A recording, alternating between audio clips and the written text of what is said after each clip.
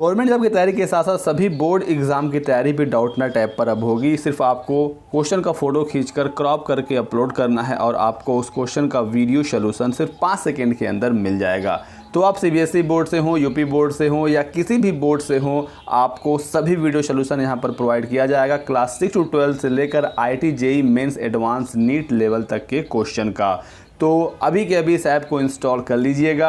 और अगर आप लाइव क्लासेस लेना चाहते हैं क्लास 9 to 12 के लिए, तो भी फैसिलिटीज़ डाउटनेट ऐप पर अवेलेबल है, वो भी हिंदी और इंग्लिश मीडियम दोनों में। 3 करोड़ से अधिक छात्र इस ऐप से फ़ायदा उठा रहे हैं। आप भी फ़ायदा उठाइए, डिस्क्रिप्शन में लिंक है, क्लिक करके इंस्टॉल कर लीजिए। हेलो दोस्तों, मेरा नाम मोहम्मद कैसर और आप देख रहे हैं स्टडी चैनल। तो दोस्तों, उत्तर प्रदेश में LT ग्रेड की शिक्षक भर्ती आने जा रही है और आप लोगों को काफ़ी सवाल हैं इससे संबंधित, आपको सभी जवाब इस वीडियो में मिल जाएगा। सब्जेक्ट कॉम्बिनेशन, सिलेबस से लेकर सभी चीज़ों की जानकारी आपको यहाँ पर प्रोवाइड कर दी जाएगी। वीडियो को दोस्तों लास्ट तक जरूर देखिएगा।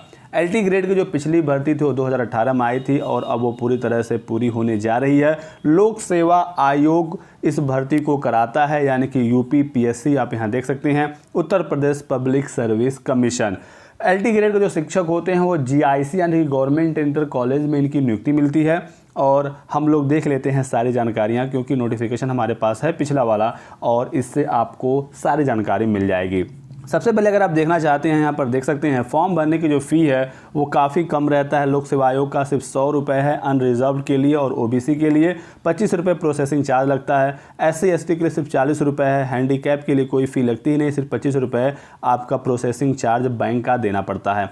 एलिजिबिलिटी की अगर दोस्तों बात करें तो एलिजिबिलिटी यहाँ पर होती है ग्रेजुएशन में परसेंटेज के लिए कोई भी फिक्स नहीं है, कुछ भी आपका परसेंटेज हो ग्रेजुएशन में आप अप्लाई कर सकते हैं, लेकिन बीएड यहाँ पर कंपलसरी होता है। तो ग्रेजुएशन प्लस बीएड अप्लाई कर सकते हैं, कोई दिक्कत यहाँ पर नहीं आती है। बिल्कुल TGT वाली एलिजिबिलिटी LT ग्रेड के लिए भी होती है। पदों की संख्या की बात करें दोस्तों, आप यहाँ देख सकते हैं पिछली बार लगभग 10,000 पद आए थे और जो टोटल पद होते हैं वो पुरुष वर्ग और महिला वर्ग में बटा होता है। लगभग आधे आधे सीट वर्गवार बट जाते हैं। पुरुष सिर्फ पुरुष कैटेगरी में ही फाइट करता है, महिला सिर्फ महिला कैटेगरी में ही फाइट करती हैं।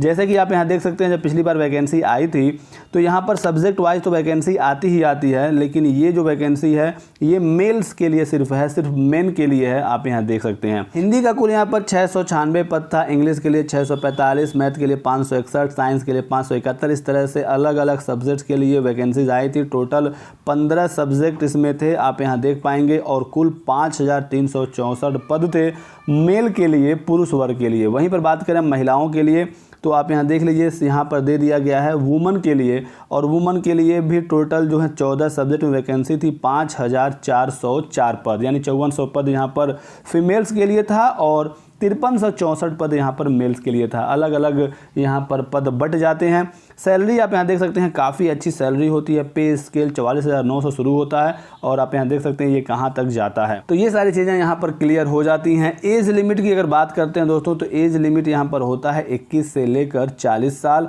मिनिमम 21 साल आपका एज होना चाहिए और मैक्सिमम 40 साल अनरिजर्व कैंडिडेट के लिए। बाकी आपके कैटेगरी के अकॉर्डिंग आपको अपर एज लिमिट में छूट मिल जाएगा। सबसे इंपॉर्टेंट यहाँ पर है सब्जेक्ट कॉम्बिनेशन, और उसे हम लोग देख लेते हैं। सब्जेक्ट कॉम्बिनेशन को लेकर बहुत सारे छात्र परेशान हैं, तो सब्जेक्ट कॉम्बिनेशन क्या है देख लीजिए।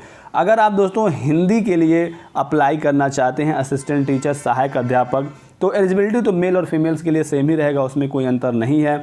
हिंदी के लिए आप यहाँ देखिए तो हिंदी का जो सबसे बड़ी चीज़ यहाँ पर है कि ग्रेजुएशन में बैचलर्स में हिंदी एज अ सब्जेक्ट आपका होना चाहिए। तो ग्रेजुएशन आपका हिंदी से हो और इंटरमीडिएट में संस्कृत आपका सब्जेक्ट होना चाहिए। ये सब्जेक्ट कॉम्बिनेशन की ज़रूरत पड़ती है, इसको आप लोग साफ साफ देख लीजिए।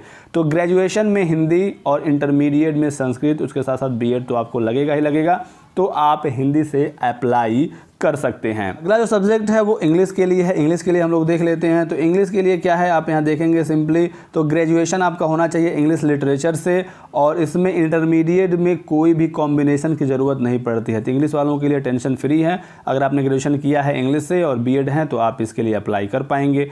बाकी मैथ का आप देख सकते हैं, मैथ्स के लिए क्या है, तो मैथ्स के लिए भी सेम वही कंडीशन है। बैचलर्स आपका होना चाहिए मैथमेटिक्स एज अ सब्जेक्ट और बीएड होना चाहिए, तो आप मैथ के लिए अप्लाई कर पाएंगे। फिर है आपका साइंस। साइंस से कौन कौन अप्लाई कर सकता है, तो bachelor degree with physics and chemistry. तो बैचलर में आपका फिजिक्स और केमिस्ट्री दोनों एज अ सब्जेक्ट होना चाहिए, या फिर इसके इक्वलेंट कोई अगर आपने दूसरा कोर्स किया है तो वो आपके पास होना चाहिए। बीएड तो सब में लगेगा ही लगेगा।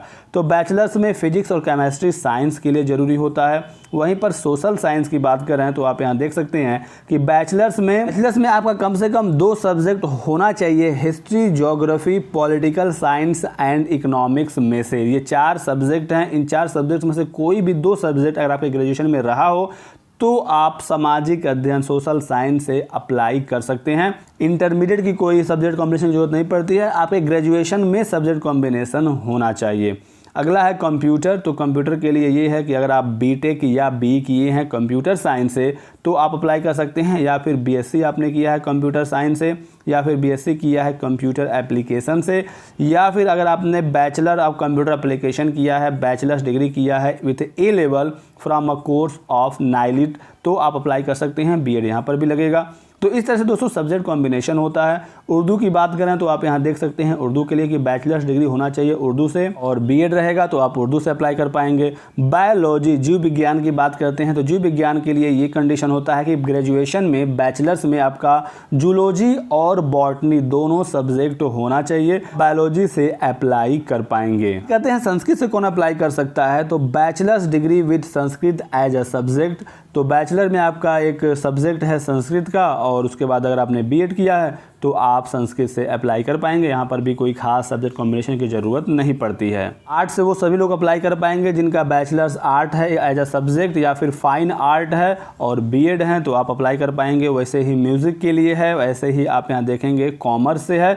तो इस तरह से सब्जेक्ट कॉम्बिनेशन जो है वो लगता है। अगर आप फिजिकल एजुकेशन के लिए अप्लाई कर रहे हैं तो यहाँ पर थोड़ा सा एलिजिबिलिटी अलग हो जाती है। बैचलर्स डिग्री होना चाहिए आपके पास, और उसके साथ साथ बीपीईडी या बीपीई फ्रॉम और रिकॉग्नाइज्ड यूनिवर्सिटी ये कोर्स होता है। अगर आपने ये किया है तभी आप फिजिकल एजुकेशन के लिए अप्लाई कर पाएंगे। होम साइंस के लिए अगर आपका होम साइंस बैचलर में एज ए सब्जेक्ट रहा हो, एग्रीकल्चर या हॉर्टिकल्चर के लिए बैचलर में एग्रीकल्चर या हॉर्टिकल्चर आपका होना चाहिए। बीएड सभी जगह कंपलसरी होता है। ये दोस्तों है आपका सब्जेक्ट कॉम्बिनेशन। अगर आप में मन में कोई डाउट हो इससे तो कमेंट आप लोग जरूर करिएगा, आपके सभी सवालों का जवाब दे दिया जाएगा। इस लिमिट मैंने आप लोगों को पहले ही बता दिया, इसमें आपको कोई कन्फ्यूजन होना नहीं चाहिए। तो बात करते हैं सिलेबस का। तो सब्जेक्ट वाइज दोस्तों यहाँ पर सिलेबस होता है, सब्जेक्ट वाइज वैकेंसी आती है, सब्जेक्ट वाइज कट ऑफ होता है। जहाँ पर पदों की संख्या ज़्यादा रहती है वहाँ पर आवेदन भी ज़्यादा आते हैं और उसका कट ऑफ भी ज़्यादा रहता है। जैसे कि हिंदी का कट ऑफ जो है अक्सर ज़्यादा जाता है, इंग्लिश का कम जाता है, सामाजिक विज्ञान का कट ऑफ ज़्यादा जाता है, साइंस का कम आता है। कुल 150 नंबरों का आपका पेपर होगा जिसमें 120 आपके सब्जेक्ट से पूछे जाएंगे, और 30 नंबर आपका सोशल स्टडीज होगा जिसमें आपको अच्छा स्कोर करना पड़ेगा, नेगेटिव मार्किंग होती है। तो कुल 150 नंबर का आपका पेपर होता है। 150 में अगर आप 100+ स्कोर कर लेते हैं तो आप सेफ जोन में रहेंगे, आप कंपटीशन में रहेंगे। बाकी सब्जेक्ट वाइज अलग अलग यहाँ पर विषयवार कट ऑफ घोषित किया जाता है। पीटेट या सीटेट की ज़रूरत यहाँ पर नहीं पड़ती है, सिंपली ग्रेजुएशन प्लस बीएड अगर आपने किया है तो आप इसके लिए अप्लाई कर पाएंगे। दोस्तों एलटी ग्रेड में इंटरव्यू या फिर एमएड नहीं लगता है, इंटरव्यू होता नहीं है, एमएड की ज़रूरत नहीं पड़ती है। काफ़ी आप लोगों का कमेंट आता है इससे संबंधित, तो मैंने आपको सारी जानकारी यहाँ पर दे दी हैं। तो आप देख लीजिए सिलेबस क्या है, और इस तरह से इसका सिलेबस होता है। जैसे कि सोशल साइंस का सिलेबस आप यहाँ देख पाएंगे, आप इसका चाहें तो स्क्रीनशॉट ले सकते हैं। तो इस तरह से अलग अलग सब्जेक्ट का सिलेबस होता है। सोशल साइंस का पूरा सिलेबस यहाँ पर दिया गया है, हिस्ट्री का आपका सिलेबस मिल जाएगा, केमिस्ट्री के लिए मिल जाएगा, बायोलॉजी के लिए मिल जाएगा। और अगर आपको ये पीडीएफ चाहिए तो आप लोग हमारे टेलीग्राम चैनल को ज्वाइन कर लीजिए। बात करते हैं दोस्तों एग्जाम पैटर्न की, तो यहाँ पर कुल 150 क्वेश्चन आएंगे, 150 नंबरों का, 120 मिनट का आपका पेपर होगा। एग्जाम में आपके 2 पार्ट होंगे। जो पार्ट 1 है उसमें 30 क्वेश्चन आएंगे जीएस से, जनरल स्टडीज से, और पार्ट 2 में 120 क्वेश्चन आएगा आपके मेन सब्जेक्ट का, जिस सब्जेक्ट से आप अप्लाई करेंगे, जिस सब्जेक्ट से आपका ग्रेजुएशन होगा, यानी कि आपके मेन सब्जेक्ट से 120 क्वेश्चन आएंगे और जनरल स्टडीज़ से 30 क्वेश्चन आएंगे। ये इसका एग्ज़ाम पैटर्न है। और यहाँ पर एक इंपॉर्टेंट चीज़ देखने को आपको मिलेगा, कुछ स्पेशल कंडीशन है सोशल साइंस के साथ। सोशल साइंस में आपने देखा कि सब्जेक्ट कॉम्बिनेशन में 4 सब्जेक्ट में से कोई 2 ग्रेजुएशन में आपको चाहिए होगा, जिसमें ज्योग्राफी, हिस्ट्री, इकोनॉमिक्स या सिविक्स होता है। इसके 60 क्वेश्चन आते हैं इस सेक्शन में और आपको इन चारों में से कोई 2 चूज करना होता है। आप यहाँ देख सकते हैं तो 4 सेक्शन होते हैं ये चारों और इसमें से 2 आप चूज कर लेंगे जो भी आपके ग्रेजुएशन में होगा जिससे आप अप्लाई कर रहे हैं। बाकी पूरा सिलेबस आपको इस पीडीएफ में मिल जाएगा। आप हमारा टेलीग्राम चैनल ज्वाइन कर लीजिए, डिस्क्रिप्शन में लिंक मिल जाएगा और आपको मैं ये पूरा पीडीएफ वहाँ पर प्रोवाइड करवा दूंगा। कोई भी कन्फ्यूजन है, कोई सवाल है तो कॉमेंट जरूर करिएगा। इस वीडियो को दोस्तों लाइक एंड शेयर कर दीजिए, चैनल को सब्सक्राइब कर लीजिएगा, बेल आइकन दबा लीजिए ताकि आपको इसी तरह की सभी महत्वपूर्ण जानकारियाँ मिलती रहें। Thanks for watching.